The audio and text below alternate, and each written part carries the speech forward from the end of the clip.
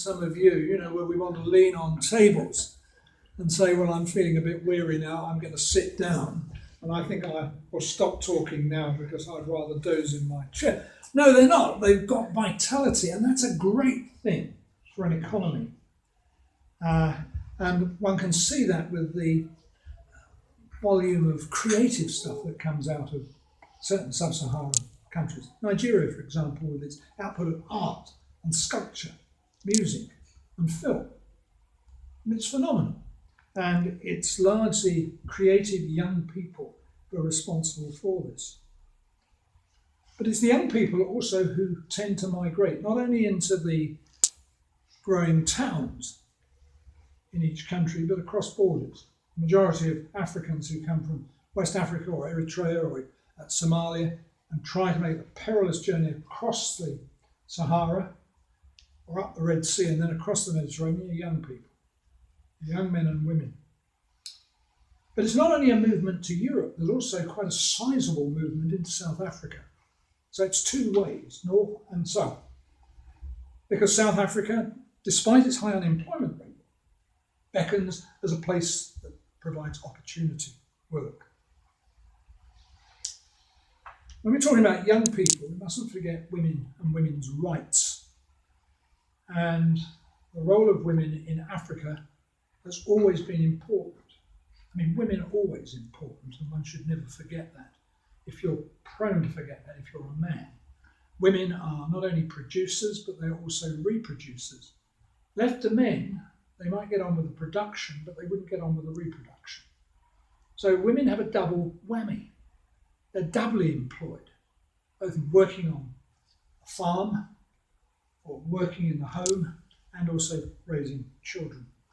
And so women's rights are absolutely vital. And one of the things that I think stands out is the need for women, young women, to be educated. Even in the 19th century, there were Africans who were saying, educate young women and you shape the future of Africa. These are Africans saying it. And I think it's true. And large parts of Africa have not really grasped that. Where do these people live? Well, urbanisation is one of the noticeable aspects of Sub-Saharan Africa. You had rapidly growing cities. The African cities, the first time I went to Africa in the mid-1960s, Dar es Salaam had about 250,000 people. It now has a population in excess of 5.5 million. And it's growing at something like 200,000 a year.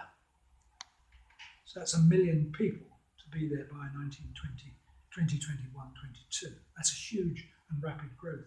The university, when I was there in the mid-60s, stood out on a sort of white elephant hill, I suppose you would call it. It wasn't a white elephant, it wasn't called that. But it was out on a hill and you drove out to it through bush. Now the city surrounds it completely. And many of the people who live in those cities are slum dwellers. I'll come back to slums in a minute. But what you have with urbanisation is, of course, rapid growth. Here, Lagos, for example, the largest city in Sub-Saharan Africa, has a population of 22 million. And it's growing very, very rapidly. Kinshasa has 5.7 million. Joburg has 4.4 million. But if you took Greater Joburg, it's another 4 million. So it's a metropolitan area. Likewise with Accra, the capital of Ghana. In 1900, it had a population of about 25,000. In 20,000, whatever it was, 2,000, it had a population over 1 million. And now it's got a population of 4.4 million. And if you add another 4 million on for the greater Accra area, it makes a population in excess of 8 million. Addis Ababa, 3.3 million. These are big, big places. The most urbanised country in Sub-Saharan Africa is South Africa, about 62%. But they're fairly high levels of urbanisation. for the most part above 25% of the population. And if you consider that in 1851, the census showed that just on balance, a majority of people in the population of England and Wales lived in urban areas. So that meant 50% were rural. Then it perhaps gives you some comparative figure to play with. But rapid urban growth means challenges for those who run urban centres. Access to land, infrastructure, and also the basic services which are there. And why do people come? What does the urban environment offer? Well, within urban environments you have the pronounced gulf between rich and poor. It's very obvious. People driving in large cars, dressed as they would dress if they were in European or North American cities, smart phones which I can't afford. Well, I wouldn't know how to work it actually, but I haven't got one.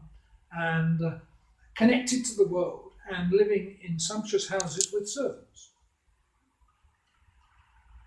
Whereas large numbers of people are living in slums. In Lagos, it's about 66% of the population of Lagos are slum dwellers. But are slums places of distress, or are they places of opportunity? Years ago, someone wrote a book called Slums of Hope. And I think in many ways they do offer opportunities that the rural provincialism of the African village does not have. You have some measure of piped water. You have some basic services. You might have access to wage labour, which is very important.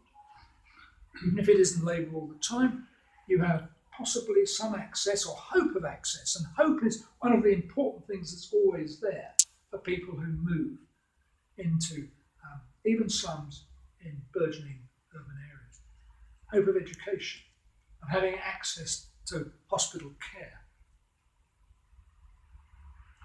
There are also ethnic melting pots. If you took a city like Lagos, and you would probably have every ethnic group in Nigeria put into that pot. And many of these, particularly the large groups, have got networks where when someone comes in, they might move into that area, and therefore they're accommodated by people who already know the scene. It's a bit like coming home.